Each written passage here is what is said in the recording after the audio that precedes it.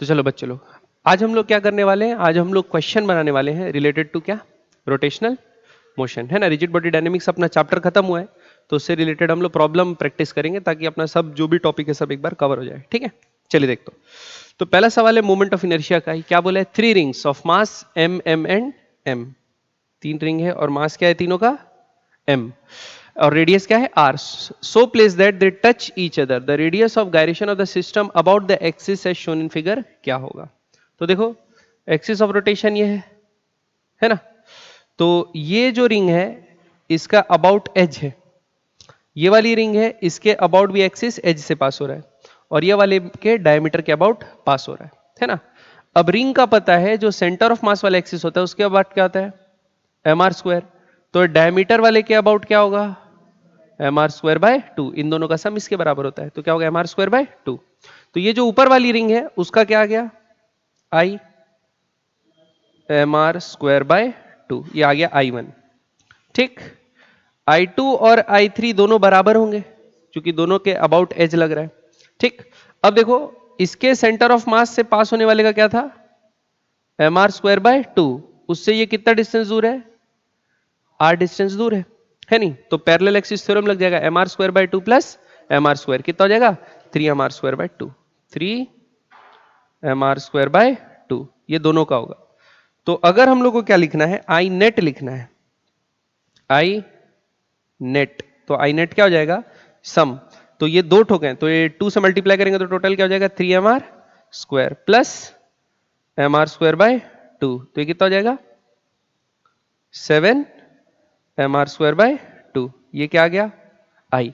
लेकिन हमको पूछा क्या है, रेडियस ऑफ गायरेशन, तो रेडियस ऑफ गायरेशन को अपन क्या लिख सकते हैं, आई बराबर एम के स्क्वायर, लेकिन यह मास क्या है, तीनों का रिंग का मास लेंगे ना, टोटल मास लेंगे तो 3m लेंगे, तो आई बराबर क्या आ जाएगा, आई बराबर जाएगा, अरे इसको साइड करो, 3m के स्क्वायर, और आई की जगह क्या सब्स्टिट्यूट कर देंगे, ये 7 एम आर स्क्वायर बाय 2 बराबर 3m के स्क्वायर, तो m से m कट गया तो 3 नीचे आएगा तो 6 हो जाएगा, तो k का वैल्यू क्या आ गया, अंडर रूट 7/2 7/2 r, ठीक है। तो ऑप्शन कौन सा होगा, 7/6, सॉरी 3 2 6 हो गया, 7/6 r, तो ऑप्शन डी, क्लियर है। अगला क्वेश्चन देखिए, नेक्स्ट क्वेश्चन, अगले क्वेश्चन में क्या बोला है, ये भी क्या है, मोमेंट ऑफ इनर्शिया निकालने वाली क्वेश्चन है। इसमें क्या बोल दिया है, इसमें ये बोल दिया कि हॉलो सिलेंडर है जिसका मास क्या है m, तो एक हॉलो सिलेंडर बना लेते बच्चों ऐसा, ठीक। अब इस हॉलो सिलेंडर का मास क्या दिया है m, ठीक, हॉलो सिलेंडर का मास है m। अब इसका आउटसाइड रेडियस r2 और इनसाइड रेडियस r1 है, तो इनसाइड रेडियस दिया है r1 और आउटसाइड रेडियस क्या दिया है r2। अब हमको ये बोला है the moment of inertia about an axis parallel to its symmetry axis and tangential to the outer surface. Symmetrical axis ये हो जाएगा सेंटर वाला, और parallel to the edge surface ये वाला हो जाएगा, तो इसके अबाउट अपने को निकालना है, और ये तो सेंटर ऑफ मास वाली एक्सिस हो गया, तो पैरेलल एक्सिस थ्योरम लगा सकते हैं, लेकिन पहले इसके अबाउट निकालना पड़ेगा। तो देखो इसके लिए अपन क्या करेंगे, इंटीग्रेशन करेंगे। देखो अगर आप इसको ऊपर से देखोगे तो ये कुछ ऐसा दिखेगा हॉलो, है ना। तो आप क्या कीजिए, आप यहां के सेंटर से r डिस्टेंस दूर जाइए और एक रिंग कंसिडर कर लीजिए, ठीक, ये होगा रिंग, और रिंग की थिकनेस dr, रिंग की थिकनेस कितनी होगी dr, और ये रिंग कितनी लंबी होगी, जो भी इसकी लेंथ दी है, लेंथ दिया है l, लेंथ कितनी ले लो, कुछ नहीं दिया है तो l ले लो, l लेंथ का होगा। अब अपन क्या करते हैं, ये एक रिंग बन गई बच्चों, सिलेंड्रिकल शीट मतलब हॉलो सिलेंडर बन गया, एक पतली सी शीट मतलब रिंग की, तो उसका तो एम आर स्क्वायर ही होता है, लेकिन इसका मास एम नहीं है ना, इस रिंग का मास क्या होगा डीएम, ये जो सिलेंड्रिकल ऐसे रिंग बनी है उसका मास क्या होगा डीएम। तो अपन क्या लिख सकते हैं, इसका जो छोटा सा मोमेंट ऑफ इनर्शिया होगा वो होगा डीएम आर स्क्वायर, ठीक है। अब अपने को क्या करना है, दो काम है, डीएम का वैल्यू निकालना है पहले, तो डीएम का वैल्यू निकालते हैं। देखो तो एम मास किसका दिया है, हॉलो सिलेंडर का, तो क्या होगा डीएम मास ऐसे लिखेंगे, डेंसिटी हो जाएगी total mass by total volume, volume क्या होगा पाई R2 square minus R1 square into L, ये हॉलो सिलेंडर का वॉल्यूम हो गया। इंटू मल्टीप्लाई कर देंगे अपने एलिमेंट का वॉल्यूम। तो एलिमेंट का देखो, ये लेंथ कितना है 2 पाई आर, हाइट कितनी है एल, और थिकनेस कितनी है डी आर। तो क्या होगा 2 पाई आर एल डी आर, ये वॉल्यूम हो गया। ठीक, तो ये किसका आ गया यूनिट, डीएम का। अब पाई पाई का हिसाब हो गया, एल एल का हिसाब हो गया, तो बचा क्या डीएम बराबर एम, डीएम बराबर क्या बचा M, 2m sorry 2m bye ऊपर एक r बचेगा, dr बचेगा, और नीचे क्या आएगा R2 square minus R1 square. ये किसकी वैल्यू आ गई, डीएम की वैल्यू आ गई, है ना। अब इंटीग्रेशन करना है हम लोगों को किसका, इसको मिटा रहा हूं मैं, इंटीग्रेशन करना है हमको डीएम आर स्क्वायर का, तो इंटीग्रेशन करते हैं। तो क्या होगा, डीएम की जगह वैल्यू डाल देते हैं 2m r dr by R2 square minus R1 square, और ये वाला R स्क्वायर मल्टीप्लाई होगा तो ये R क्या हो जाएगा R क्यूब, बस इतना बचेगा। और R कहां से कहां तक जाएगा, R1 से R2, तो कॉमन चीजें बाहर ले लो, 2m by R2 square minus R1 square क्या ले लो बाहर, इंटू ये R क्यूब का क्या आ जाएगा, R का पावर 4/4, तो R का पावर 4/4 आ जाएगा, तो एक 4 नीचे ले लो, और R का पावर 4, तो लिमिट डाल देंगे तो क्या आ जाएगा R2 का पावर 4 माइनस R1 का पावर 4, ये आ गया। अब इसको अपन वो कर सकते हैं, ए स्क्वायर माइनस बी स्क्वायर का फॉर्मूला लगा सकते हैं, तो ये 2 2 कट गया, तो क्या है m/2 इंटू ये R1 square minus R2 square, R1 square plus R2 square, तो R1 माइनस वाला कट जाएगा, प्लस वाला बचेगा, तो क्या बचेगा बस R2 square plus R1 square. तो ये आ गया मोमेंट ऑफ इनर्शिया। लेकिन ये किसके अबाउट आया है, ये वाला एक्सिस जो सेंटर ऑफ मास से पास हो रहा था, अपने को किसका चाहिए एज के अबाउट। तो ये दोनों के बीच की डिस्टेंस कितनी है R2 डिस्टेंस है, और पूरा मास कितना है m है। तो अब क्या लगा देंगे parallel axis theorem. Parallel axis theorem क्या बोलता है, इधर बनाता हूं, है ना। तो पैरेलल एक्सिस थ्योरम क्या हो जाएगा, I बराबर आ जाएगा I centre of mass plus mr square. तो I सेंटर ऑफ मास तो अपन निकाल लिए, क्या आया m/2 R2 square plus R1 square plus पूरा मास क्या है m, और रेडियस क्या लेंगे R2 का स्क्वायर।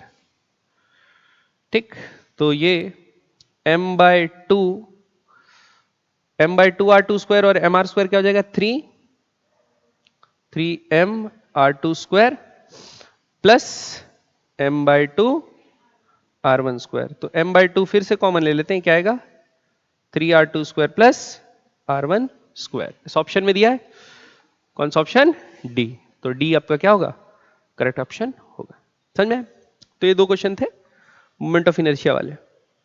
देखते हैं अगला क्वेश्चन। इसके बाद अपन लोग पढ़ाई में क्या किए थे, अपने पढ़ाई में वो किए थे ना टॉर्क का इक्वेशन, इक्विलिब्रियम लिखते थे टॉर्क का, तो वाला क्वेश्चन है। देखते हैं इसको कैसे बनाएंगे। तो ये मास m का रॉड है और ये मास कैपिटल M का रॉड है, और क्या बोला है two uniform rod of equal length but different masses are rigidly joined to form a L-shaped body which is then pivoted about O. If it is in equilibrium the body is shown configuration ratio of m/m क्या होगा, और rod दोनों का length क्या बोल दिया है equal. तो अपन क्या करते हैं देखो, इस डायग्राम को थोड़ा बड़ा करते हैं, फिर इसी में अपन क्या करेंगे FBD बना देंगे। ठीक है, अब देखो ये मास का रॉड है, तो इसको mg कहां लग रहा होगा, फ्री बॉडी डायग्राम अगर बनाएंगे सेंटर पे लग रहा होगा ऐसा स्मॉल mg। ठीक, और ये बड़ा रॉड है तो इसके सेंटर पे क्या लग रहा होगा बड़ा mg। दोनों ही अबाउट पॉइंट तो एक टॉर्क बना रहे, ये अगर एंटी क्लॉकवाइज बना रहे टॉर्क तो ये क्लॉकवाइज बना रहा है। अब इक्विलिब्रियम में तो दोनों जो टॉर्क बना रहे हैं वो क्या होगा इक्वल होगा, ठीक है, या एक दूसरे को कैंसिल कर देगा। तो अपन क्या करते हैं देखो, यहां से line of action of force बनाते हैं और वहां से एक परपेंडिकुलर ड्रॉप करते हैं, तो फोर्स इंटू क्या लेना है परपेंडिकुलर डिस्टेंस। तो mg के कारण टॉर्क क्या होगा mg इंटू परपेंडिकुलर डिस्टेंस। तो देखो ये एंगल कितना दिया है 30 और पूरा 90 दिया है, तो ये एंगल कितना हुआ, ये एंगल मात्र 60 डिग्री का हुआ। ठीक, अब ये 60 डिग्री का एंगल है, तो बताओ ये कितना है लेंथ, ये L/2 है, ये कितना है L/2। तो 60 के सामने वाला लेना है ना अपने को, तो साइन थीटा, तो L/2 साइन 60, तो यह आ जाएगा L/2 साइन 60। ये समझ में आया कि नहीं आया? अब इसके कारण जो टॉर्क प्रोड्यूस हो रहा है वो किसके बराबर होगा? mg के कारण प्रोड्यूस किया गया टॉर्क। तो क्या होगा? कैपिटल mg इंटू ये एंगल कितना दिया है? 30। लाइन ऑफ एक्शन को आगे बढ़ाते यहां से यहां परपेंडिकुलर ड्रॉप करते, तो अपने को ये लेंथ चाहिए 30 के सामने वाला, तो साइन 30। तो क्या होगा? L/2 sign 30। ठीक है, क्योंकि हाफ पे mg एक्ट करता है। अब L/2 से L/2 कैंसिल हो गया, g से g कैंसिल हो गया, m/m चाहिए हम लोग को, तो आ जाएगा साइन 60 बाय साइन 30। साइन 60 क्या होता है? √3/2 और साइन 30 1/2, तो 2 से 2 कटा, क्या आया? √3/1। तो ऑप्शन दिया है कोई सा? तो ऑप्शन डी। ठीक है, तो ये बन गया आपका कौन सा? तीसरा क्वेश्चन। ये किससे था? इक्विलिब्रियम से रिलेटेड। ठीक है, अब बनाते हैं अगला क्वेश्चन। देखिए भाई, फोर्थ क्वेश्चन। फोर्थ क्वेश्चन में क्या दिया है? फोर्थ क्वेश्चन में दिया है 4 forces tangent to the circle of radius R. सारे फोर्सेस कैसे? Tangent to the circle of radius R acting on a wheel as shown in figure. The resultant equivalent one force system will be. ठीक है, यानी एक ऐसा force जो same equivalent torque भी produce करेगा और सेम इक्विवेलेंट फोर्स भी प्रोड्यूस करेगा, जो सेंटर ऑफ मास में फोर्स लग रहा होगा। तो पहले तो देख लेते हैं सेंटर ऑफ मास को क्या एक्सीलरेशन मिल रहा है, फोर्स किस डायरेक्शन में लग रहा है, ये देख लेते हैं। ठीक है, तो देखो हॉरिजॉन्टल डायरेक्शन में इधर 400 न्यूटन लग रहा है, इधर 100 न्यूटन लग रहा है, मतलब हॉरिजॉन्टल फोर्स टोटल कितना हो गया? 300 न्यूटन हो गया। हॉरिजॉन्टल फोर्स कितना हो गया? 300 न्यूटन, और भी किधर? आई डायरेक्शन में। ठीक, दूसरा ऊपर 200 न्यूटन लग रहा है, ये भी ऊपर 200 न्यूटन लग रहा है, तो ये क्या हो गया? 400 न्यूटन। क्या हो गया बच्चों? 400 न्यूटन हो गया। अब देखो, अगर आप क्या करेंगे, नेट फोर्स निकालेंगे एफ नेट, तो वो कितना लग जाएगा? 400 का स्क्वायर प्लस 300 का स्क्वायर का अंडर रूट, तो 4/3 का क्या होता है? 500 न्यूटन। तो नेट फोर्स कितना लगेगा? 500 न्यूटन। तो ये सब में 500 न्यूटन लग रहा है, बढ़िया है। ठीक है, लेकिन ऐसा फोर्स का अगर आप कंपोनेंट करो, इधर में जो भी आपको फोर्स दिख रहा है उसका अगर आप कंपोनेंट करो, तो हॉरिजॉन्टल कंपोनेंट क्या आना है? 300, और वर्टिकल कंपोनेंट क्या आना है? 400। आ रही बात समझ में? तभी तो वही सेम इफेक्ट प्रोड्यूस करेगा। ठीक है, तो देखते हैं ऐसा किस में हो रहा है। इसमें तो नहीं हो रहा है, इसमें खाली हॉरिजॉन्टल कंपोनेंट है। बी वाले को वो करके देखते हैं। ठीक, अरे भाई साहब ये क्या है? ठीक है, बी। अब बताओ, ये एंगल 37 है, तो ये एंगल कितना होगा? 37 होगा? होगा, ये 37 है, ये 90 है, तो ये वाला क्या होगा? 53, और ये 90 के टेंजेंशियल लग रहा है, तो ये 37। अब देखो ये 37 है, तो 500 cos 37 क्या होगा? हॉरिजॉन्टल फोर्स होगा। cos 37 कितना होता है? 4/5। तो 500 इंटू 4/5, तो ये कितना आ जा रहा है? 400 आ जा रहा है, लेकिन हॉरिजॉन्टल अपने को कितना चाहिए? तो ये वाला ऑप्शन क्या है? गलत है। ये वाला ऑप्शन क्या है? गलत है। अब इसमें बना के देखते हैं फिर से क्या हो रहा है भाई ये सब। हाँ, ये एंगल 53 है, तो ये एंगल क्या होगा? 37, और ये एंगल भी कितना हो जाएगा? 53 हो जाएगा। अब कितना चाहिए? 500 cos 53। cos 53 कितना होता है? 3/5, तो कितना आ रहा है? 300 न्यूटन। वैसे ही तो इधर 300 आ रहा है और इधर 400 आ रहा है, तो वही वाला अपने को चाहिए नेट फोर्स। तो ऑप्शन सी सही होगा। ऑप्शन डी इसलिए नहीं होगा सही, देखो अब सी, हाँ डी में भी सेम आ रहा है। अब देखते हैं सी और डी में क्या अलग होगा। देखो अभी खत्म थोड़ी है, बनाए थोड़ी है, तो पहले से चिल्लाने लगे। देखो अब टॉर्क देखते हैं किधर लग रहा है, नेट टॉर्क है ना। ये 400 into are clockwise, 100 into are clockwise, 200 into are clockwise. ये सारे क्या फोर्स लगा रहे हैं? क्लॉकवाइज। और 200 न्यूटन क्या लगा रहे हैं? Anti clockwise. तो जब तीन लोग मिलके 400 200 आर 100 क्लॉकवाइज लगा रहे हैं, तो ये कैसा घूमेगा? अब आप देखो, मेरे को बताओ, ये वाले 500 न्यूटन से क्लॉकवाइज घूमेगा कि ये वाले 500 न्यूटन से क्लॉकवाइज घूमेगा? तो ऑप्शन कौन सा होगा सही? ठीक है, नहीं समझ में आया? पक्का? तो टॉर्क का भी मेजर करके देखना है। समझ आए वाला प्रॉब्लम बच्चों? पक्का? आगे बढ़े। अगला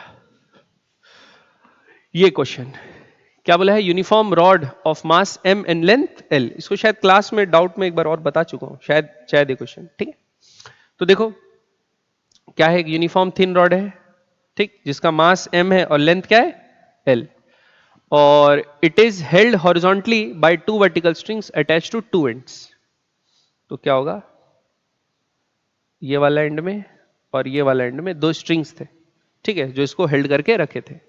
फिर क्या करते हैं, one of the string is cut, find the angular acceleration soon after it is cut, ठीक है। तो इसको क्या कर देते हैं, कटिंग कर देते हैं।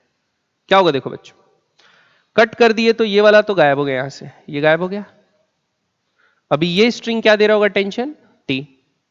सेंटर ऑफ मास में क्या एक्सेलरेशन लग रहा होगा, mg। और सपोज अपन पॉइंट बोल देते हैं P और इसको Q बोल देते हैं, रॉड का लेंथ ऐसा PQ था। तो बताओ अब रॉड अबाउट PQ क्या होगा, रोटेट होने की कोशिश करेगा, और सेंटर ऑफ मास का भी एक्सेलरेशन होगा डाउनवर्ड, तो वो लिखते हैं। तो एक इक्वेशन कैसे लिखेंगे देखो, mg माइनस टी बराबर ma, ये लिखे, ये क्या होगा, सेंटर ऑफ मास का एक्सेलरेशन, नेट फोर्स बराबर मास इनटू एक्सेलरेशन, ये एनएलएम लिखे। दूसरा, इस पॉइंट के अबाउट ये क्या होने की कोशिश करेगा, अल्फा से एंगुलर एक्सेलरेशन से रोटेट होगा। क्यों, देखो ये टेंशन तो कोई टॉर्क नहीं लगा रहा है, लेकिन ये mg जो कि l/2 डिस्टेंस दूर है, वो क्या करा रहा है, क्लॉकवाइज टॉर्क लगा रहा है। तो क्या करेंगे, mg इंटू l/2 बराबर I अल्फा। I क्या होगा, रॉड का अबाउट एज, ml² की ml²/3, ml²/3। तो क्या होगा, ml²/3 इंटू अल्फा। क्लियर है? अब ये दो इक्वेशन बन गए, दो इक्वेशन बन गए, और दो अननोन है, कौन, ए और अल्फा, और टी भी। हाँ हाँ, तो दो इक्वेशन तीन अननोन तो है, रो क्यों रहे हो। टी नहीं पता अपने को, ए नहीं पता और अल्फा नहीं पता। अब हम लोग ए और अल्फा में रिलेशनशिप निकाल लेते हैं। देखो यहां से ये अल्फा से रोटेट हो रहा है, बताओ, अल्फा ही पूछा है बस, और कुछ नहीं पूछा, मुबारक हो। ठीक है, तो l/2 से नहीं, l/2 नहीं कटा, l से l कट गया, m से m कट गया, तो अल्फा बराबर क्या आएगा, 3g/2l। अच्छा अल्फा ही पूछा, ए नहीं पूछा है, हाँ फिर तो ठीक है। अगर ए पूछता तो, अब उस समय क्योंकि मैं डाउट बताया था, दिमाग में था ए पूछा था उस समय शायद, तो ए पूछता तो क्या ये अल्फा आ गया। अब ए निकालने के लिए क्या करते, अपने को किसका वैल्यू चाहिए, टी का वैल्यू भी चाहिए। तो क्या करते, देखो ये अल्फा से रोटेट हो रहा है, तो इस पॉइंट के अबाउट ये प्योर रोटेशन कर रहा है, तो इस पॉइंट l/2 डिस्टेंस दूर एक्सेलरेशन क्या होगा, l/2 इंटू अल्फा होगा, ए बराबर l/2 इंटू अल्फा होगा। तो अल्फा का वैल्यू तो आ गया, वहां से क्या निकल जाएगा, ए का वैल्यू डालोगे तो क्या निकल जाएगा, टी। ठीक है, ओके आगे बढ़े। अगला अगला बनाए, ठीक। तो ये क्वेश्चन में क्या बोला है देखते हैं। तो ये क्वेश्चन में क्या बोला है, uniform rod is hinged at one point, इस पॉइंट से वो क्या कर दिया, हिंज कर दिया गया, and allowed to rotate in a vertical plane. Rod is given an angular velocity omega, it is it क्या, in its vertical position as shown in figure, the value of omega for which the force exerted by the hinge on the rod is 0 in this position, क्या होगा भाई, इन this position hinge जो है force नहीं लगाए।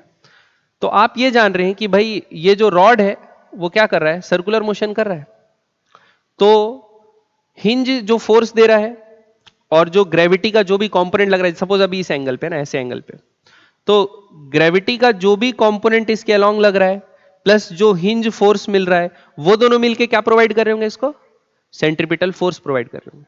लेकिन question में बोल दिया जब वो अपने वर्टिकल पोजीशन में है तो इसको हिंज जो है कोई फोर्स नहीं लगा रहा, तो सेंट्रीपिटल फोर्स अकेला कौन लगा रहा होगा, अकेला mg लगा रहा होगा, और वो mg कहां पे लगता है, l/2 पे लगता है। ठीक है, तो आप ये लिख सकते हैं क्या, mg नहीं, फोर्स बराबर mr ओमेगा स्क्वायर, तो क्या लिखेंगे, m l/2 इंटू ओमेगा का स्क्वायर। तो यहां से m कट गया बच्चों, ओमेगा की वैल्यू चाहिए था तो क्या गया 2g/l का अंडर रूट, तो ऑप्शन बी। क्लियर है बात? हिंज कोई सा फोर्स प्रोवाइड नहीं कर रहा है। बाकी अपन ऐसे वाला क्वेश्चन तो बनाए ना, रॉड को हॉरिजॉन्टली छोड़ते हैं और वो नीचे रोल होने क्या रोटेट होने लगता है, तो भाई जब वो अपनी वर्टिकल पोजीशन में पहुंचता है तो अपन निकालते थे हिंज फोर्स सेंट्रीपिटल फोर्स से इक्वेट करके। ठीक है, आगे बढ़े। नेक्स्ट ये क्वेश्चन देखे, देखते ही पता चल रहा है ये वाला क्या है। रिजिड बॉडी का जब 2 पॉइंट का वेलोसिटी देता है तो अपन ओमेगा डायग्राम देखते ही ये बता सकते हैं ना, अलोंग वाला कंपोनेंट सेम रहता है और अक्रॉस वाले से एंगुलर वेलोसिटी निकालते हैं। ठीक है, चलो देखते हैं क्वेश्चन में क्या बोला। 2 points A and B on a disk have velocity v1 and v2 at some moment. Their direction makes angle 60 degree 30 degree respectively with the line of separation. The angular velocity of the disk निकालना है बच्चों। ठीक है, v1 और v2 के terms में या खाली v1 v2 के टर्म्स, एक के टर्म्स में भी। तो देखो सबसे पहले अपन क्या करते हैं, उसको थोड़ा जूम कर लेते हैं, डायग्राम में सॉल्व कर देंगे इसका। ठीक है, देखो अब क्या बोला है, ये वेलोसिटी v1 है तो ये कंपोनेंट क्या हो जाएगा बच्चों v1 cos 60 और ये क्या हो जाएगा v1 sin 60। ठीक है, ये v2 है तो ये कितना हो जाएगा v2 cos 30 और ये क्या हो जाएगा v2 sin 30। ठीक, अब क्योंकि ये रिजिड बॉडी है तो अलोंग द रॉड ये दोनों कंपोनेंट क्या रहेंगे सेम, तो अपन क्या लिख सकते हैं v1 cos 60 कितना होता है 1/2 बराबर v2 cos 60 कितना होता है √3/2। ठीक है, 2 से 2 कट गया तो v1 बराबर क्या आया √3v2। ये v1 v2 में क्या आ गया रिलेशनशिप। अब दोनों परपेंडिकुलर डायरेक्शन में, जो perpendicular to the line joining them वाले वेलोसिटी है दोनों एक ही डायरेक्शन में, तो रिलेटिव वेलोसिटी क्या होगी माइनस होगी, है ना। तो ओमेगा हम जानते हैं, कैसे निकालते हैं बच्चों v/r होता है, v/r नहीं, कौन सा v रिलेटिव बाय r, यानी दोनों के बीच का सेपरेशन। तो अपन क्या करते हैं v रिलेटिव दोनों माइनस हो जाएगा तो क्या लिखते हैं v1 sin 60 minus v2 sin 60 by r की जगह क्या लिखेंगे d, दोनों के बीच का सेपरेशन क्या दिया है d। v1 sin 60 कितना है √3 v1/2, v2 sin 60 कितना है sin 30 है, sin 30 है, sin 30, v2/2 बाय d, तो 2 कॉमन ले लो, ए भाई साहब √3 v1 माइनस v2/2d। ठीक है, ये आ गया। लेकिन हमको क्या चाहिए v1 या v2 के टर्म्स में चाहिए। तो देखो अगर हम लोग पहले v1 को v2 के टर्म्स में डाल देते हैं तो v1 की जगह क्या लिखेंगे √3 v2, तो ये कितना हो जाएगा 3v2 minus v2 bye 2d, तो क्या होगा 2v2/2d, तो क्या गया v2/d। वाह भाई वाह, तो यही आ गया, क्या गया ऑप्शन डी। क्लियर, समझ में आया? आगे बढ़े बच्चों, पक्का। नेक्स्ट ये बना जो क्वेश्चन अटेम्प्ट किए नहीं बना, चलो देखते हैं, मैं भी नहीं बनाऊंगा। देखिए तो ये क्वेश्चन क्या है, in this figure a ring is rolling without sliding, pure roll हो रहा है with a velocity v on a horizontal surface of the body b of same mass that of a। इसका भी मास क्या है m है, इसका भी मास क्या है m है। All surfaces are smooth, b has no initial velocity, what will be the maximum height reached by a on b। अच्छा, ये सेम क्वेश्चन उसमें बनाए वो सेंटर ऑफ मास वाले में, है ना, कोलिजन। देखो कैसे बनाएंगे, मैं समझ गया क्या गलती कर रहे हो आप लोग, शायद रोटेशन वाला एनर्जी इसका ले नहीं रहे हो। रिंग है ना, mr² ले रहे हो, हाफ आई ओमेगा स्क्वायर, अच्छा ले रहे हो, चलो देखते। सबसे पहले लगाते हैं कंजर्वेशन ऑफ लीनियर मोमेंटम लगाते हैं। क्या लगाते हैं बच्चों, कंजर्वेशन ऑफ लीनियर मोमेंटम। तो देखो इनिशियल मोमेंटम क्या है mv, इनिशियल मोमेंटम क्या है mv। उसके बाद दोनों क्या हो जाते हैं, जब ये मैक्सिमम हाइट पे पहुंच जाएगा बच्चों तो ये दोनों के बीच रिलेटिव दोनों साथ में ही चलने लगेंगे और ये वर्टिकल वेलोसिटी तो कुछ रखेगा नहीं और दोनों साथ में ही आगे बढ़ने लगेंगे, ऐसा हो जाएगा ना सिचुएशन। कि ये मैक्सिमम हाइट पे पहुंच गया, अब दोनों की वेलोसिटी जो हो जाएगी वो क्या हो जाएगी, हॉरिजॉन्टल वेलोसिटी कॉमन, अपन बोल देते हैं वी डैश हो गई। क्या बोलते हैं, वी डैश हो गई। तो क्या लिखेंगे, M V dash plus M V dash, तो कितना हो जाएगा 2 वी डैश। एम से एम कट गया, वी डैश बराबर क्या आया, यानी दोनों की फाइनल वेलोसिटी क्या हो गई, हाफ हो गई। ठीक, अब अगला क्या लगाएंगे, कंजर्वेशन ऑफ एनर्जी। ठीक है, कंजर्वेशन ऑफ एनर्जी लगाते हैं। तो देखो इनिशियल एनर्जी क्या थी, half M V square plus half I omega square. क्यों ये हाफ आई ओमेगा स्क्वायर के लिए, क्योंकि ये प्योर रोल कर रहा है। ठीक, एक बात याद रखना बच्चों, सिर्फ ट्रांसलेशनल बोल दो, ट्रांसलेशन एनर्जी ली या दी जाती है, रोटेशन में कोई फर्क नहीं पड़ता, रोटेशन में कोई फर्क नहीं पड़ता। अब सपोज ये रोल हो के कहां पहुंचा, ऊपर पहुंच गया, कहां पहुंच गया, ऊपर पहुंच गया, पहुंच गया। अब दोनों की हॉरिजॉन्टल वेलोसिटी क्या आ गई, सेम आ गई, दोनों की हॉरिजॉन्टल वेलोसिटी क्या आ गई, सेम। अब देखते हैं फाइनल एनर्जी क्या क्या होगी। पहला तो half into 2m into v/2 का होल स्क्वायर, एक ये होगी, होगी नहीं होगी, पक्का। प्लस क्या अभी वो रोल हो रहा होगा,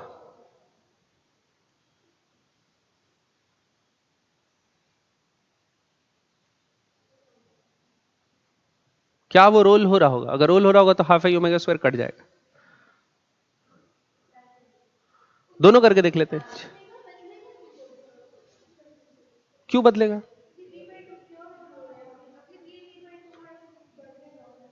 अभी सेंटर ऑफ मास की वेलोसिटी क्या हो गई, v/2 हो गई। हाँ तो सही में लिख के देखते हैं, plus half I dash omega dash का स्क्वायर। आई डैश क्यों, आई तो आई रहेगा, आई तो आई रहेगा, ऐसा नहीं करो। अब वैल्यू रख के देखते हैं, देखो तो हाफ एम वी स्क्वायर, क्या निकालना क्या है अपने को, अच्छा हाँ अभी तो ये यार, ये तो लिखो, क्या लिखोगे एम जी एच। ठीक है, कंजर्वेशन एनर्जी लगा रहे ना, तो हाँ half M V square plus, देखो हाफ आई, आई क्या होता है बच्चों, एम आर स्क्वायर होता है, इनटू ओमेगा स्क्वायर। अभी शुरू में वेलोसिटी v था और ये कितने से रोटेट हो रहा था, ओमेगा से, तो ओमेगा बराबर क्या लिख सकते हैं, v बाय आर, तो v square by R square लिख लेते हैं। ठीक है, बराबर क्या लिखते हैं इधर, 2 से 2 कट गया तो क्या लिखेंगे, 1/4 एम वी स्क्वायर, ये लिखेंगे ना, 1/4 M V square plus half M R square into omega dash का स्क्वायर। ओमेगा डैश क्या होगा, अब होगा v/2r, तो v² बाय 4r²। ठीक है, क्योंकि अभी क्या बोल रहे हैं, इसकी वेलोसिटी क्या हो गई हॉरिजॉन्टल वाली v/2, और अगर ये अभी भी रोल कर रहा है, क्या कर रहा है, अभी भी रोल कर रहा है, तो इसकी ओमेगा जो हो जाएगी वो भी क्या हो जाएगी, ओमेगा/2 होगी, पुराने ओमेगा से हाफ हो जाएगी। ठीक है, तो क्या लिखेंगे, v बराबर आर ओमेगा, तो v बराबर आर ओमेगा डैश आ जाएगा, तो ओमेगा बराबर आएगा v/2r, तो इसलिए v/4r² अपन लिख लिए। ठीक है, इतना चीज, और plus M G H, M M M M M cut गई, आर स्क्वायर से आर स्क्वायर कटा, हाफ वी स्क्वायर कितना हो जाएगा बच्चों, वी स्क्वायर हो जाएगा। अब आर स्क्वायर से आर स्क्वायर कट गया, अब बताओ v²/4 प्लस v²/8 कितना होगा, कितना, 3v²/8 प्लस जी एच, ये कहां आएगा, इस तरफ, तो क्या होगा, v² माइनस 3v²/8 बराबर जी एच, तो क्या होगा 8v², 5v²/8g का, बस इतना ना, वाओ, तो ये कोई ऑप्शन में नहीं है, मतलब हम लोग कंजर्वेशन एनर्जी क्या लगा रहे हैं, गलत। ठीक, अब ऐसा मान के चलते हैं P has no initial velocity, what will be the maximum height reached by? नहीं, रोल तो हो रहा होगा. ऑल सर्फेसेस आर स्मूथ बोल दिया ना, कहीं तो दिया था ऐसा, क्वेश्चन में पढ़ा था. नहीं, नीचे वाली सरफेस स्मूथ नहीं, ये दिया है ना, देखो ऑल सर्फेसेस आर स्मूथ. तो मेरे ख्याल से जो अगर सरफेस स्मूथ है तो कोई फ्रिक्शन फोर्स लग रहा है. फ्रिक्शन फोर्स नहीं लग रहा है तो शुरू में प्योर रोल कर रहा होगा और बाद में भी उसकी बस वेलोसिटी चेंज हुई होगी. मेरे ख्याल से वो रोटेशनल वाली, तो कुछ फ्रिक्शन लग ही नहीं रहा तो वो थोड़ी चेंज होगा. तो एक काम करते हैं, हाफ आई ओमेगा स्क्वायर को हाफ आई ओमेगा स्क्वायर को काट देते हैं. एक बार काट के सॉल्व करके देखते हैं. क्या करके सॉल्व करके देखते हैं? काट के. क्यों ऐसा काटे? क्योंकि हम लोग मान रहे हैं कि ठीक है. अगला तो क्या लिखते हैं? ये क्या आ जाएगा? बस वी स्क्वायर बाय 2 बराबर V square by 4 plus mgh. इतना बचेगा. ये इधर आएगा तो कितना होगा? वी स्क्वायर बाय 4 बराबर, अच्छा m कट चुका है ना, बराबर gh. तो h बराबर क्या हुआ बच्चों? V square bye 4g. आ गया कि नहीं आ गया? क्लियर है? कहाँ गया? यही सही आंसर. समझे? तो क्या गलती था इसमें? क्या गलती कर रहे थे? इसको काट दिए. ठीक है,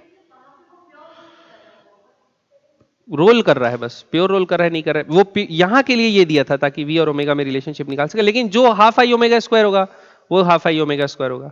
कलीजन से रोटेशन को कोई फर्क नहीं पड़ रहा है. ठीक है, क्योंकि कलीजन जो हो रहा होगा वो फोर्स भी कैसा लग रहा होगा? Towards the centre. हमेशा देखो, जैसे रोल हो रहा है तो रिएक्शन हमेशा कैसा लग रहा होगा? Towards the centre. और ऑल सर्फेसेस आर स्मूथ बोल दिया ना. क्या बोल दिया? All surfaces are smooth. तो जो ओमेगा है वो चेंज नहीं हो रहा होगा. फ्रिक्शन होता तब तो चेंज होता, कुछ टॉर्क और लगता तब. आ रही बात समझ में? तो इसीलिए ऑल सर्फेस आर स्मूथ बोले से एन तो अब टुवर्ड द सेंटर लग रहा है तो कोई टॉर्क प्रोड्यूस करेगा नहीं, तो ओमेगा जो है वो वही रहेगा. तो half I omega square change ही नहीं हुआ, तो इसलिए ये दोनों को कैंसिल करके क्विट कर दिया. क्लियर है? याद रहेगा अभी? आगे बढ़े. कहा गया अगला? ठीक, नेक्स्ट क्वेश्चन बनाते हैं. A uniform rod of mass m and length l is placed over a smooth horizontal surface along y-axis. क्यों तो लग रहा है मैं ये सवाल भी बनवाया हूं ना. ऐसा हॉरिजॉन्टल हो जाता है वाला नहीं बनाया सवाल? शायद बनाया है तो नहीं क्यों बोल रहे हो? अरे तो वाह, है ना. तो देखो, as shown in figure, in impulsive force F कहां लगती है for small time acceleration at point A. तो क्या हो रहा है बच्चों? इस पॉइंट पे एक इंपल्सिव फोर्स लग रही है F for a short time delta T. तो एक लीनियर इंपल्स प्रोड्यूस होगा I. ठीक. अब क्या बोला है? Rod moves freely. The x coordinate of the end A of the rod when the rod becomes parallel to x axis for the first time is. तो बच्चों फोर्स हॉरिजॉन्टल लग रहा है तो सेंटर ऑफ मास कैसा जाएगा? सेंटर ऑफ मास हमेशा horizontal रहेगा. ठीक है, तो फोर्स के कारण सेंटर ऑफ मास को कितना मोमेंटम मिला ये निकाल लेते हैं, है कि नहीं. तो फोर्स लग रहा है कितने टाइम के लिए? Delta T. तो ये लीनियर इंपल्स हुआ कि नहीं हुआ? लीनियर इंपल्स बराबर होता है चेंज इन लीनियर मोमेंटम. तो शुरू में इसका वेलोसिटी 0 था, फाइनली इसको क्या मिल जाती है? सेंटर ऑफ मास को वेलोसिटी मिल जाती है VCM मान के चलो. तो F डेल्टा टी क्या लिख सकते हैं? MVCM. ये समझ में आया कि नहीं आया? दूसरा, अब क्योंकि ये सेंटर से, क्योंकि क्या ये सेंटर से L/2 डिस्टेंस दूर है तो एक एंगुलर इंपल्स भी लगेगी. और एंगुलर इंपल्स बराबर क्या होता है? Change in angular momentum. तो F into L/2 into delta T, ये लगेगा एंगुलर इंपल्स. और एंगुलर इंपल्स क्या होता है? आई ओमेगा. क्योंकि शुरू में तो ओमेगा से रोटेट नहीं हो रहा था तो इनिशियल जो आई ओमेगा था एंगुलर मोमेंटम वो 0 था और फाइनल एंगुलर मोमेंटम क्या है? आई ओमेगा. तो क्या लिखेंगे? आई ओमेगा माइनस 0. आई क्या होगा? अबाउट सेंटर रॉड का क्या होता है? ml square by 12 into omega. Clear है? ही आ गई कितनी चीजें? 2 चीजें. तो ये दोनों को क्या कर दो? क्या कर दो बच्चों? डिवाइड. क्या कर दो? डिवाइड. डेल्टा टी को तो हटाना है ना, तो क्या कर दो? दोनों को डिवाइड. तो डेल्टा टी उड़ गया, एफ और एफ उड़ गया. क्या आया? 2/L बराबर m से m उड़ गया. m से m क्या हो गया? उड़ गया. तो 2/L बराबर क्या आया? 12 into V centre of mass by L square into omega. एक एल से एक एल भी उड़ गया, तो ओमेगा बराबर क्या आया? 6v by L. या ओमेगा बराबर क्या आया? 6v by L. ठीक, ये ओमेगा और किस में रिलेशनशिप है? इसमें रिलेशनशिप है। ठीक, अब ये ओमेगा की वैल्यू आ गई, मान के चलो ओमेगा की वैल्यू आ गई। अब ये बोला है कि फाइंड द, ये ए क्या बोला है? When the rod becomes horizontal. अगर रॉड को हॉरिजॉन्टल बनना है बच्चों, तो उसको कितना ओमेगा घूमना पड़ेगा, यानी कितना एंगल घूमना पड़ेगा? पाई बाय 2 घूमना पड़ेगा। तो देखते हैं उसमें समय कितना लगेगा, टी। क्या देखते हैं उसको समय कितना लगेगा? समय क्या होगा? Theta by omega. ये होता है ना, ओमेगा बराबर थीटा बाय टी। तो टी बराबर क्या होगा? Theta by omega. तो क्या लगेगा? Pi by 2 into omega. Omega क्या लेंगे? 6v, और एल कहां चले जाएगा? ऊपर। ठीक, अब इतने समय में रॉड का सेंटर कितना आगे जाएगा अपन निकाल सकते हैं, क्योंकि रॉड का जो सेंटर था वो यहां था। रॉड का सेंटर कितना पहुंच जाएगा देख लेते हैं। तो क्या लिखेंगे? डिस्प्लेसमेंट लिखते हैं। डिस्प्लेसमेंट बराबर हो जाएगा v इंटू टी। तो v है, t क्या है? Pi L by 12v। v से v कट गया, तो क्या है बच्चों? Pi L by 12। ये सेंटर गया है। ये कौन गया है? सेंटर गया है। हमको किसका पोजीशन बनाना है? ए का पोजीशन बताना है। तो रॉड जैसे ऐसे रोटेट हो रहा है ना, ऐसे, तो ए कहां पहुंच जाएगा? आगे, है ना। और ये कितना है? L by 2। तो इसका एक्स कोऑर्डिनेट क्या हो जाएगा? L by 12, pi L by 12 plus L by 2। ठीक है, समझ में आया? कौन सा ऑप्शन है? पाई एल बाय 2 प्लस, नहीं, डी प्लस में। ठीक है, आ रही बात समझ में? पक्का? बी का pi L by 12 minus L by 2। आगे बढ़े, ये क्वेश्चन समझ में आया? अगला क्वेश्चन बच्चों, ओ माय गॉड, क्या बोला है? ये बना? पहुंचे नहीं हो यहां तक? ठीक है, देखते। तो a particle is attached to the lower end of a uniform rod which is hinged at its other end as shown in figure. The minimum speed given to the particle so that the rod performs circular motion in a vertical plane will be, length of rod L है, consider mass of both rod to be same। अब मेरे को ये बताओ, suppose अगर massless rod रहता और एक m मास रहता, तो उसको कितना वेलोसिटी v देना है? तो ओमेगा पूछा है, नहीं v पूछा है। कितना वेलोसिटी देते हैं? अंडर रूट 5g l देते हैं।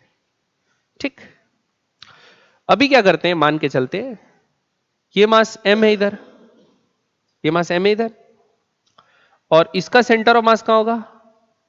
यहां होगा। ठीक, तो पूरा दोनों 2m मास कहां कंसेंट्रेटेड है निकाल लेते हैं। 2m मास कहां कंसेंट्रेटेड है निकाल लेते हैं ना। तो ये m है और ये m है, तो सेंटर ऑफ मास कहां होगा? यहां होगा। ठीक, तो ऊपर से कितना हाइट पे होगा? ये है l बाय 2 और ये है l बाय 4। ठीक, तो l by 2 plus l by 4 क्या आ जाएगा? 3l bye 4। ये समझ में आया कि नहीं आया? क्या है? 3l bye 4। ठीक, तो आप ये मान सकते हैं ना कि ये 2m मास, ये रॉड है जो हिंज्ड है, और ये 2m मास कहां पर है? 3l बाय 4 पे। ठीक, तो अब 3l बाय 4 लेंथ हो गया, तो वेलोसिटी क्या देते हैं अपन? v बराबर अंडर रूट 5gl, लेकिन l की जगह क्या लेंगे? 3l बाय 4 लेंगे। 4 कितना था? 1.25। 1.25 इंटू 3,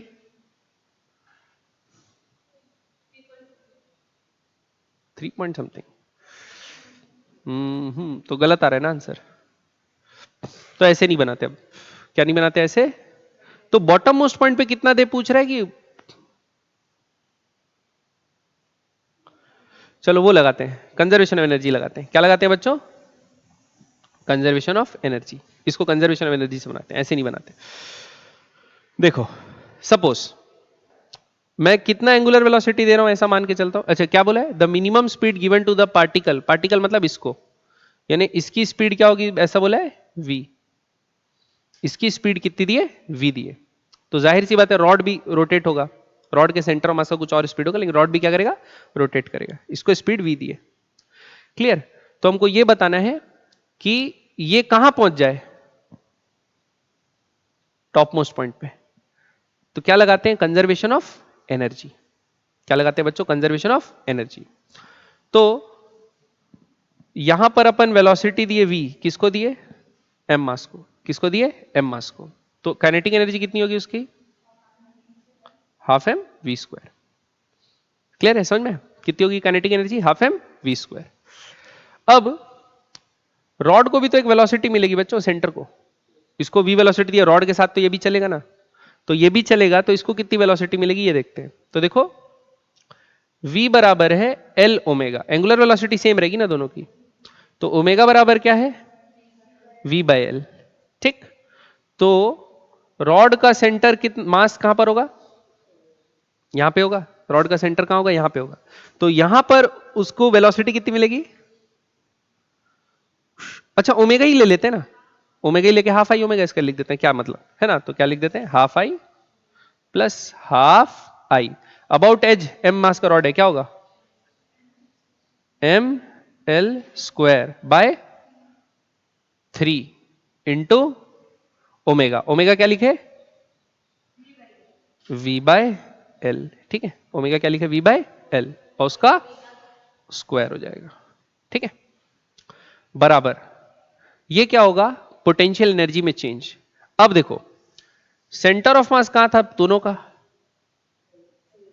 3l/4 पे था, तो वो कहां चले जाएगा, ऊपर चले जाएगा, तो पोटेंशियल एनर्जी में कितना चेंज आया, 3l/4 प्लस 3l/4, तो कितना हो गया, 3l/2। तो क्या लिखते हैं, 2m g इंटू 3l/4। ठीक, अब 3l/2 क्योंकि डबल है, very good, good observation, 3l/2।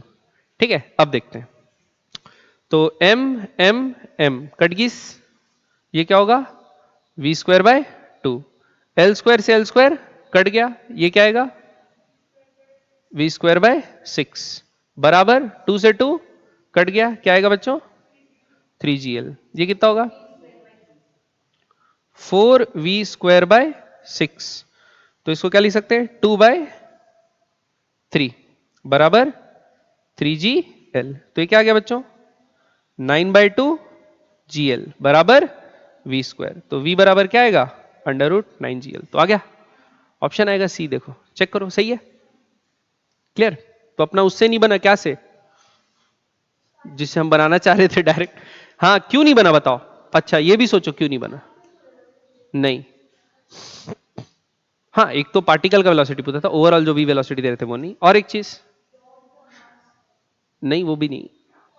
Rod क्या है, टेंशन भी ले सकता है और कंप्रेशन भी ले सकता है, लेकिन हम लोग स्ट्रिंग वाला यूज कर लिए, तो स्ट्रिंग में क्या होता था, टेंशन पहले ही जीरो हो जाता था ना, स्ट्रिंग में क्या हो जाता था, पहले ही टेंशन जीरो। अब रॉड को ऊपर भेजना है तो खाली कंजर्वेशन ऑफ एनर्जी का ध्यान देना है, क्योंकि वो टेंशन कंप्रेशन अपने हिसाब से लगा देगा, कभी स्लैक नहीं होगा ना वो। ठीक, आगे बढ़े, चलिए, अरे बाप रे, ये क्या क्वेश्चन है, देखते हैं क्या क्वेश्चन है। A particle of mass m moving with horizontal speed v perpendicular to a uniform rod of length d and mass m, ये कौन है, रॉड का मास है, ठीक है, 6m। The rod is hinged at centre and can freely rotate in horizontal plane, horizontal plane, ठीक, about a fixed vertical axis passing through it centre o। अच्छा ये ऊपर कैमरा से दिखा रहा है मतलब, ठीक है, जीवी का इसमें लफड़ा नहीं है, ठीक है।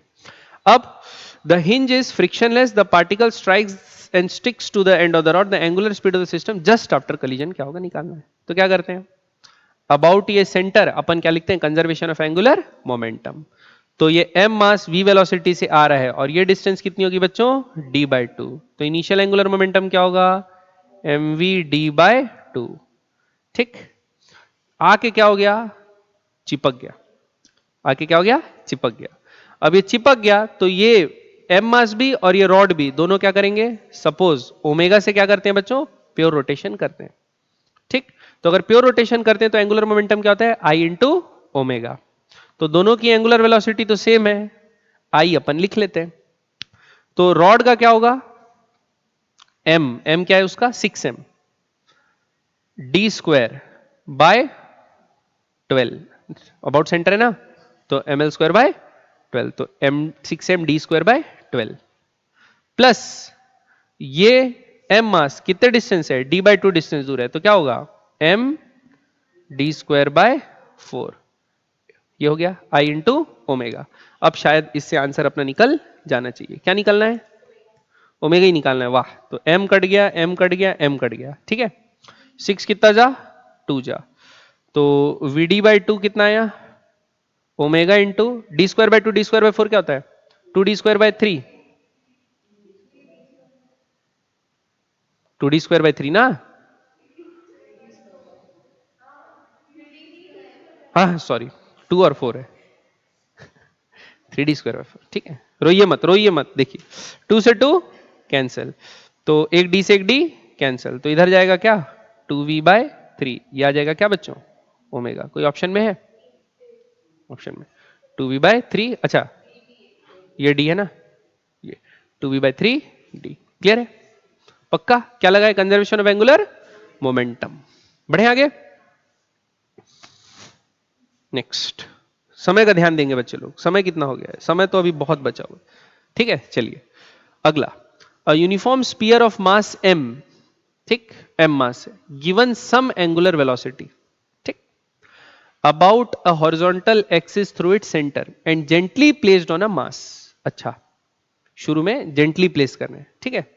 ये वही हो गया ना जो जमीन पे रखते थे वाला, ऐसा वाला प्रॉब्लम अपन बना रहे थे परसों, रोलिंग वाला।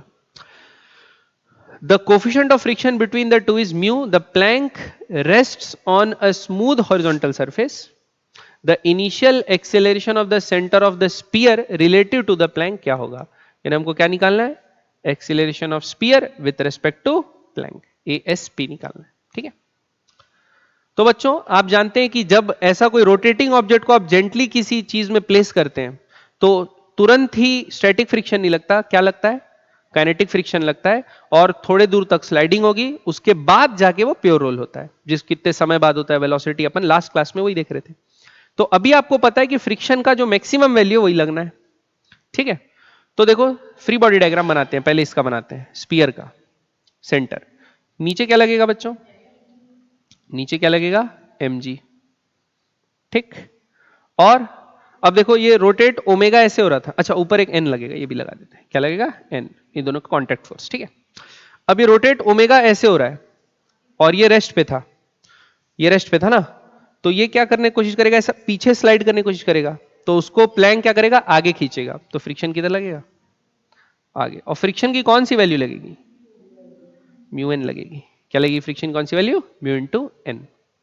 तो मान के चलो सेंटर ऑफ मास का एक्सीलरेशन क्या हो जा रहा है, ए, ठीक, सेंटर ऑफ मास का एक्सीलरेशन क्या हो जा रहा है, ए।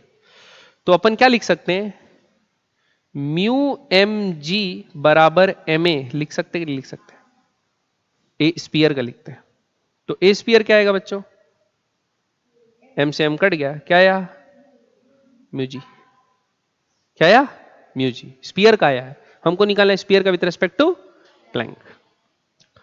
अब किसका फ्री बॉडी डायग्राम बनाएंगे, ये प्लैंक, ठीक है। प्लैंक के ऊपर ये एन लगा रहा है, तो इसके नीचे क्या लगाएगा, एन लगाएगा, ठीक है। अब ये ऐसे रोल हो रहा है, तो इस पे फ्रिक्शन किधर लगेगा, पीछे की तरफ, फ्रिक्शन मैक्सिमम लगेगा म्यू इंटू एन, जो कॉन्टैक्ट फोर्स था दोनों के बीच में, mu into N.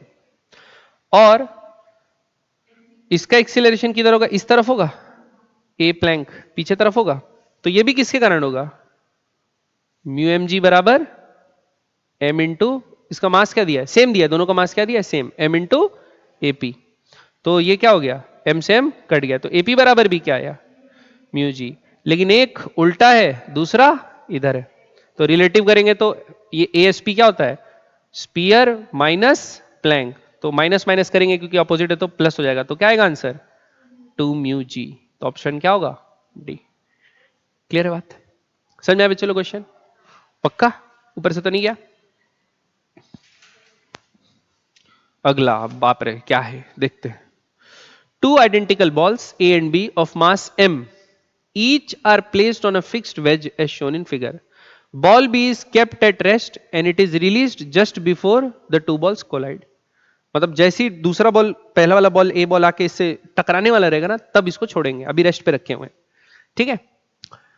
Ball A rolls down without slipping on the inclined plane and collides elastically with ball B. The kinetic energy of ball A just after the collision with ball B is.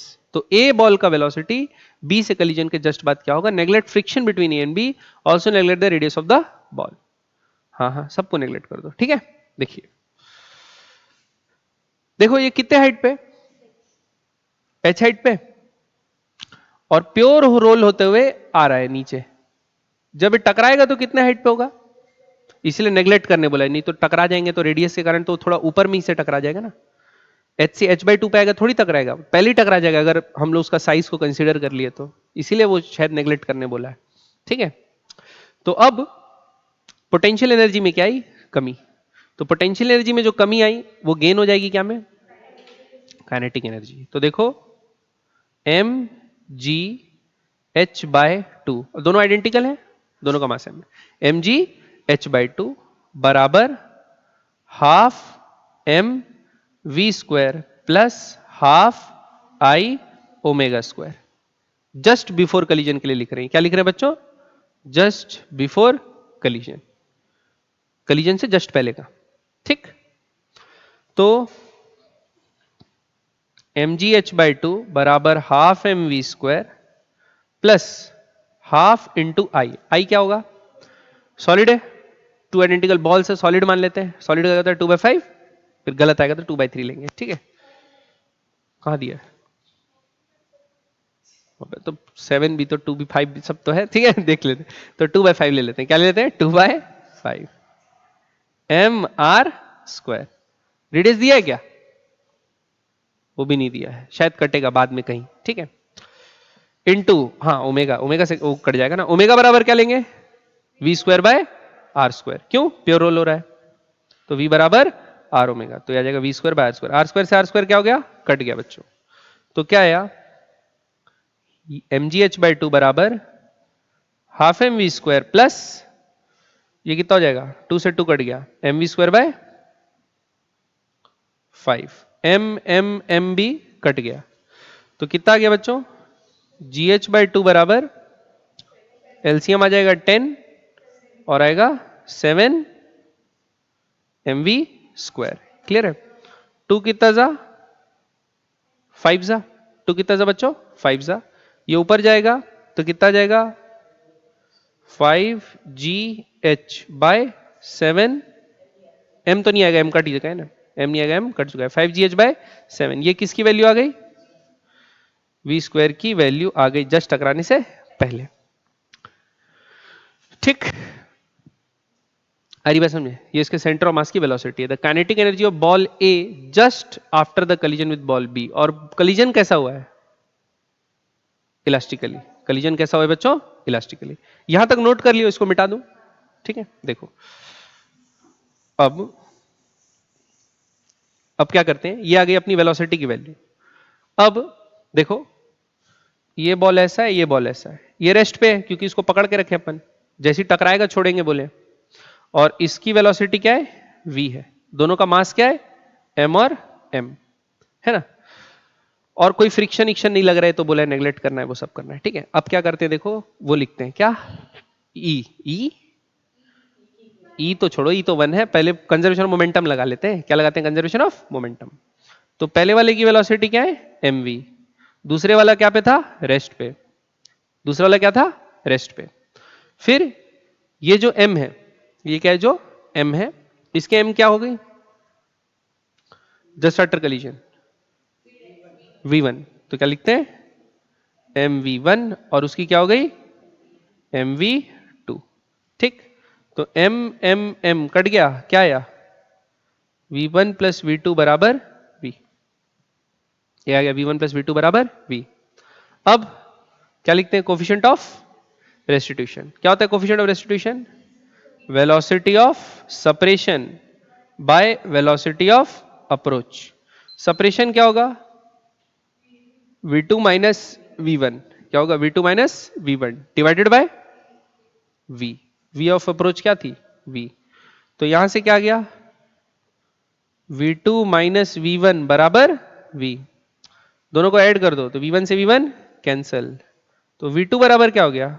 v। और v2 बराबर अगर v है तो v1 बराबर क्या हो गया? 0। मतलब ये क्या पे आ गया? रेस्ट पे आ गया। इसका क्या मतलब है? इसके पास कोई काइनेटिक एनर्जी नहीं है क्या? है। इसके पास कौन सी काइनेटिक एनर्जी है? Rotation kinetic energy. क्योंकि सिर्फ ट्रांसमिशन किसका होता है कोलिजन में? टेंजेंशियल वेलोसिटी का। अगर फ्रिक्शन रहता ना तो फिर टॉर्क लगता, तो इनका रोटेशन एनर्जी भी कुछ बदलता, लेकिन वैसा तो बोला नहीं है, फ्रिक्शन नेग्लेक्ट करने बोला है। तो हाफ आई ओमेगा स्क्वायर जो बच गई वही एनर्जी होगी, हाफ आई ओमेगा स्क्वायर लिख लेते हैं। तो क्या होगी half I omega square? Half into 2/5 क्या, या ऐसा कर देते हैं, ये देखो इसको ऐसा कर देते हैं, डायरेक्ट डायरेक्ट आंसर निकालेंगे ना। अपन पढ़े ना एक निंजा टेक्निक, ये पढ़े ना कि जब ये रोल होते होते नीचे आता है तो सिर्फ टेंजेंशियल ट्रांजिशनल को कितनी मिलती है और रोटेशन को कितनी मिलती है? तो 2/5 होगा, तो रोटेशन को मिलेगी 2/7 ऑफ mgh/2। 2/7 ऑफ mgh/2 उसको मिलेगी। तो क्या हो गया? 2 से 2 कट गया, क्या आया? तो ऑप्शन ए। चेक करिए।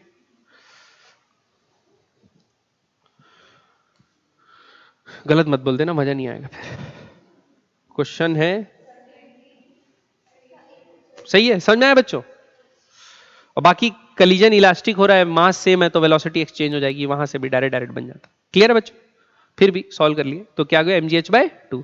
ये कौन सा कॉन्सेप्ट लगाए कि टोटल एनर्जी अगर पोटेंशियल एनर्जी जितनी कम होती है वो कितने कितने रेशियो में बढ़ती है। जैसे अगर आपका सामने में वो k लिखे रहता है ना, kmr², वो मोमेंट ऑफ इनर्शिया के सामने, तो उस हिसाब से डलता है। एक जगह डालता है k+1/k और एक जगह आता है 1/k+1। याद है ना? आगे बढ़े नेक्स्ट। अगला क्या बोला है इसमें? A solid uniform disc of mass m rolls without slipping down an inclined plane. तो क्या है? एक आपके पास क्या है? सॉलिड डिस्क जिसका मास क्या है? m, rolls without slipping down an inclined plane with an acceleration a. The frictional force on the disc due to the surface of the plane is. तो इसका फ्री बॉडी डायग्राम बनाते हैं। तो बताओ, pure role होते हुए नीचे गिर रहा है, इधर क्या लगेगा? mg sin theta.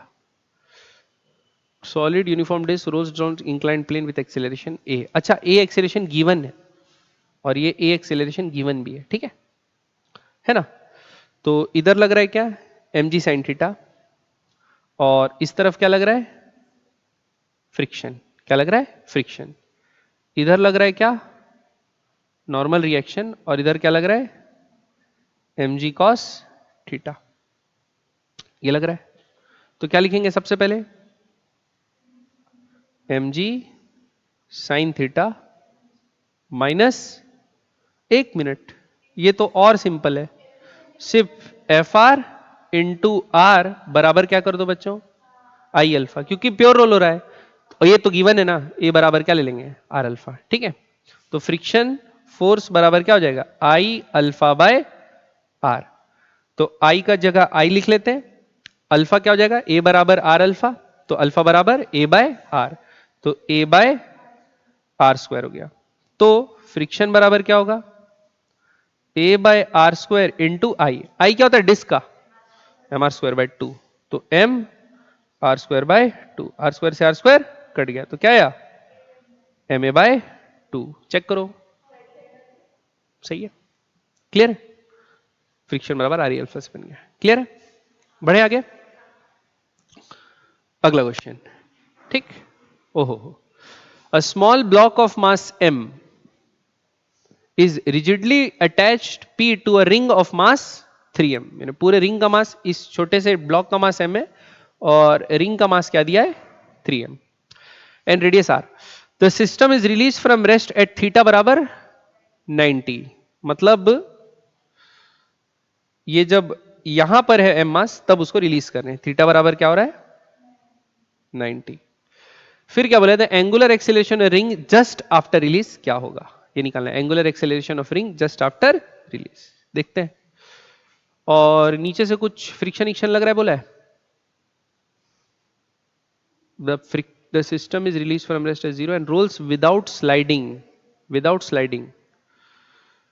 फ्रिक्शन तो लगेगा भाई विदाउट स्लाइडिंग। देखते हैं लगेगा फ्रिक्शन लगेगा विदाउट स्लाइडिंग। अगर रोल हो रहा है विदाउट स्लाइडिंग तो जमीन से फ्रिक्शन तो मिलेगा ही मिलेगा ना। ठीक है भाई देखे नहीं एक एफ फोर्स अप्लाई कर रहे हैं यहां पर एक्सटर्नल फोर्स एफ, तो फ्रिक्शन तो ही मेंटेन करेगा कि नहीं मेंटेन करेगा। चलो देखते हैं। तो रिंग का फ्री बॉडी डायग्राम बनाते हैं बच्चों। रिंग को यहां पर क्या लग रहा होगा डाउनवर्ड फोर्स mg लग रहा होगा। सेंटर पे क्या लग रहा होगा 3mg लग रहा होगा। जमीन से क्या मिल रहा होगा नॉर्मल रिएक्शन मिल रहा होगा जमीन से क्या मिल रहा होगा नॉर्मल रिएक्शन। और फ्रिक्शन का लग रहा होगा आगे के पीछे आगे, फ्रिक्शन का लगेगा आगे। ठीक विदाउट स्लाइडिंग हो रहा है मतलब बच्चों फ्रिक्शन लग रहा है ना। अब फ्रिक्शन लग रहा है आगे। अब क्या करना है हमको एंगुलर अल्फा निकालना है। क्या निकालना है अल्फा। तो अब क्या करते हैं बच्चों और प्योर रोल हो रहा है तो हम लोग मानते हैं इसका ए एक्सेलरेशन है और ये एंगुलर एक्सेलरेशन कितना है अल्फा। ठीक अब इसको सॉल्व करते हैं। तो सबसे पहले क्या लिख सकते हैं फ्रिक्शन फोर्स बराबर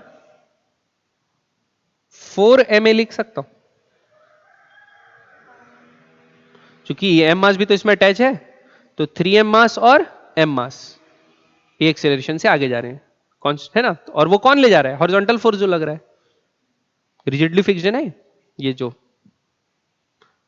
भी है ब्लॉक है। ठीक है समझ में। दूसरा